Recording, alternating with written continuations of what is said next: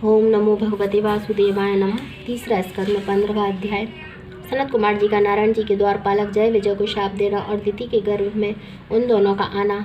मित्र ऋषिश्वर ने विदुर जी से कहा कि जिस समय कश्यप मुनि का वीर दिति के गर्भ में पड़ा, उसी समय जय विजय के तेज से जो दिति के गर्भ में आए, देवताओं का मन ऐसा घबराया और उनके हृदय में डर उत्पन्न होकर यह मालूम होने लगा कि कोई बलवान शत्रु हम लोगों को मारने के लिए चला आता है।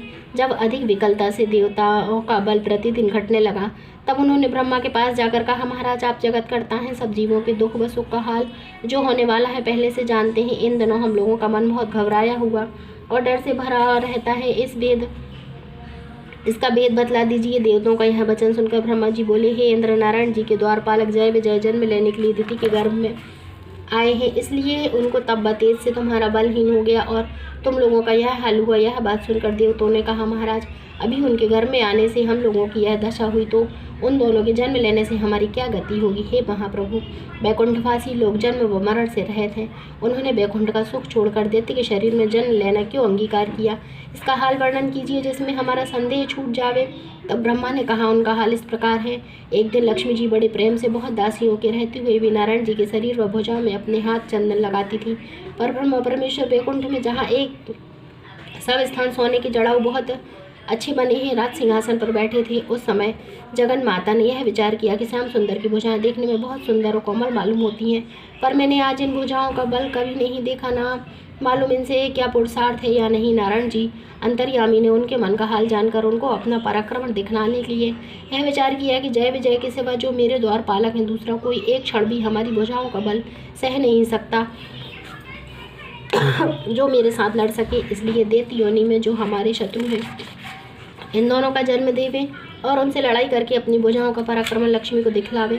ऐसा विचार कर बैकुंठनाथ ने जय विजय का ज्ञान बदल लिया और उसी कारण उन्होंने 3 बेर दैत्य के तन में जन्म लिया। उनके जन्म लेने का यह हेतु है कि एक दिन सनक, सनंदन, सनातन व सनत कुमार चारों भाई, जिनको किसी समय भीतर जाने के लिए मनाही नहीं थी, नारायण जी का दर्शन करने के लिए बैकुंठ में गए। उसी दिन परमेश्वर की इच्छा से, जिसका हाल ऊपर लिखा है, द्वारपालक जय विजय चतुर्भुजी स्वरूप से 7वीं डेवढ़ी पर सनत कुमार आदि ऋषिश्वरों को भीतर जाने से मना करके कहा कि नारायण जी से पूछे बिना भीतर जाना उचित नहीं है। यह नई बात सुनते ही सनत कुमार जी ने क्रोध करके कहा, हे मूर्ख, हमको बैकुंठनाथ ने भीतर जाने के लिए कभी नहीं मना किया होगा, क्योंकि वे सदा ब्राह्मणों का आदर सम्मान दूसरों से अधिक करते हैं। यह सब तुम्हारी धृष्टता है जो हमें रोकते हो। बैकुंठ में काम, क्रोध, मोह व लोभ व्याप नहीं सकता, पर तुमने हमारा अपमान करके हमें क्रोध दिलाया, इसलिए हम परमेश्वर से चाहते हैं कि तुम दोनों मृत्यु लोक में, जहाँ पर जीव काम, क्रोध, मोह व लोभ से भरे रहते हैं, दैत्य योनि में जन्म लाओ। यह शाप सुनते ही जय विजय का गर्भ जाता रहा। दौड़कर सनत कुमार जी ने चरणों पर गिर पड़े और रोते हुए हाथ जोड़कर विनय करने लगे, महाराज हमने जाना कि अब हमारे बुरे दिन आए हैं, इसलिए हमसे ऐसा अपराध हुआ, सो हमारा अपराध क्षमा कीजिए करके अवधि का प्रमाण कर दीजिए कि दैत्य योनि से कब हमारा उद्धार होगा।